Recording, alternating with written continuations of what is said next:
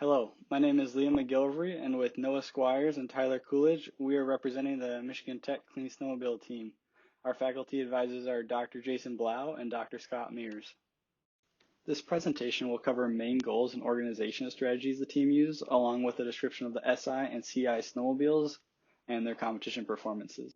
The Clean Snowmobile mission is to create cleaner, more efficient snowmobiles that are still fun to ride. This year we competed in both the gasoline trail sled class along with the diesel utility sled class. To organize the team, we had 3 sub-teams, an SI engine team, a CI engine team, and a chassis team that brought it all together and put it in the sleds. For project timelines, we use a Gantt-style chart seen in Figure 4 to make sure projects were getting done on time, and if there are any questions, we were asking our advisors to make sure that we could complete the task on time. We also use a task list within the sub-teams to make sure each member was getting work done, and then they knew what projects were ahead of them. And so if they got finished with a project, they could move on to the next one. Finally, we had a time progress tracker, and this allowed the team members to put in the time spent working in the shop, what they worked on, and then what was to do next if somebody else had to carry the project forward. Collectively, the team spent over 4,200 hours preparing for competition. Hello, my name is Noah Squires, and I was the SI engine team lead this season. On our Venture snowmobile, we have a 3-cylinder 4-stroke engine, and to deal with some engine NVH concerns, we designed and optimized heated quarter wave intake resonators as shown in Figure 6 to cut down intake firing frequencies. We use the same concept with dual quarter wave exhaust resonators that are located beneath the tunnel. We also designed an increased volume secondary muffler to cut down on exhaust noise as shown in Figure 7. Moving on to engine calibration, we use a Motec ECU and software and target stoichiometric combustion conditions. We also added the capability to collect and use combustion data in our calibration development process. For aftertreatment, we're running a MagnaFlow 3-way catalyst that we selected based on some extensive emissions testing of different catalysts.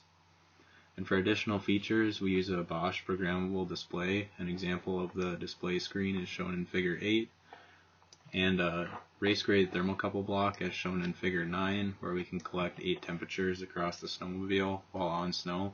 We use these 2 features in conjunction to do a lot of validation on snow of our engineering processes. And moving on to the chassis package of the Venture. Our first area of concern for NVH was the drivers, so this year we machined a custom set of aluminum drivers as shown in Figure 10. These are oversized drive wheels for improved efficiency. They have optimized geometry where the track interfaces with the driver, and also have 2 support discs to help the track when transitioning around the corner that the driver makes. We also made quite a few pockets in the drivers to reduce weight and reduce the noise that's transmitted through the drivers. Moving on to Figure 11, this shows a stiffener plate located on the upright wall of the tunnel near the footwell. This came as a result of a modal analysis the team did that showed these areas were of high vibration at common frequencies. Lastly is the rear suspension package as shown in Figure 12. We moved to a rigid suspension rail. This rear portion on the stock snowmobile articulates to help transition over snow when in reverse. We removed that section as it generated some noise that we wanted to get rid of, and we also added a big wheel kit in the rear to improve efficiency as the track transitions around this corner, and we removed bogey wheels at each of these locations as these are a major source of noise from the track into the snowmobile chassis. And last, moving on to the competition performance for the SI snowmobile. We placed first this season out of 13 teams in the gasoline class. We also placed first in in-lab emissions, where we saw a 15% improvement in fuel economy, a 1.4% improvement in our E-score, which is a weighted average of 5 common emissions constituents, and a 23% improvement in the sum of carbon monoxide, nitrogen oxides, and total hydrocarbons. We also placed first in the noise events. The J192 test, which is a wide open throttle test, we had a max sound pressure of 72 dBA. In the 1161 test, which is a 35 mile an hour pass-by test, we had a max sound pressure of 68 dBA, which correlates to a 4 to 6 dB improvement over the stock configuration, depending on conditions. Other awards we received are Most Practical Design and Most Sportsman-like Team. Hi, I'm sure Liam has introduced me in the beginning of this presentation, but my name is Tyler Coolidge, and I am Michigan Tech's Clean Snowmobiles 2019 to 2020 CI Snowmobile Engine Team Lead. First things first, for our chassis, we use a 2016 ArcticCat Bearcat. We put in a Kohler KDW 993T engine. To make the turbocharger work, we used the sister motor. There's a natural aspirated motor that Kohler produces, exhaust manifold. It made a custom up pipe for that to connect to the exhaust housing on the turbo. For the compressed air that the turbo produces, we are cooling that with a custom intercooler that is located in the front of the snowmobile, as seen in the bottom portion of figure 16. For engine calibration, we used a Arduino Uno and a DC stepper to control our field servo motor. We did this by using our low controller to throttle position, and we tune for a very lean stoic number using open loop O2 sensor readings. The leanest that we've seen was a lambda value of 3. Going into our exhaust, we used V converters, DPFs, and DOCs. They were sized accordingly to fit in our chassis.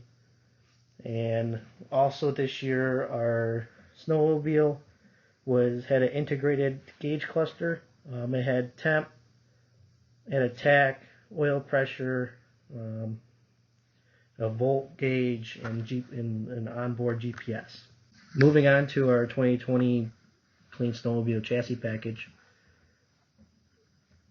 we first constructed a modal analysis completed by using a rover hamming method, also known as impact testing with accelerometers, to find the high vibration areas within our sled's tunnel. As you can see in figure 20, the 2 spots, actually there's 3 spots on the other side of the tunnel, that you can see, those were where we found the highest points of vibration. Moving on to the rear suspension, we used to have a rear articulating arm, which is now it's a rigid suspension rails, seen in figure 21. We also add in a big wheel kit to lessen track noise, and we also took out all the bogey wheels that were on the skid, since those create more noise than what we usually think. Moving on to this is like under the hood, as you can see in figure 22. That is our engine mounts and engine mounting system. We are adding more material to there to make the chassis a little more rigid. There was some flex last year that we did not like, so we added more rigid, stronger chassis mounting points and thicker steel plates reinforcing to the tunnel. With all these improvements, you're probably wondering how we performed in 2020's Clean Snowmobile Challenge. This year we got 4th place overall. Our fuel economy stayed the same as last year's with 23.19 miles per gallon. Our in-lab E-score was 206.46, which is a 1.7% improvement over last year. Our carbon monoxide, nitrous oxide, and total hydrocarbons came out to be 2.69 grams per mile, which is a 10% improvement over last year. We took 1st place in noise in the CI division, testing the SAE J1161. We had 61 dBA. This was actually the quietest sled overall in both the diesel class and the gas class, or compression ignition and spark ignition classes. Other awards, we were part of the most sportsmanlike team. Very proud to be part of that. Helped a lot of people. I'm glad we got to compete against the other teams, because we have more improvement that we can make for next year. Thank you for tuning into our presentation, and if you have further questions, please reach out to myself or Liam at the emails provided at the bottom of the slide.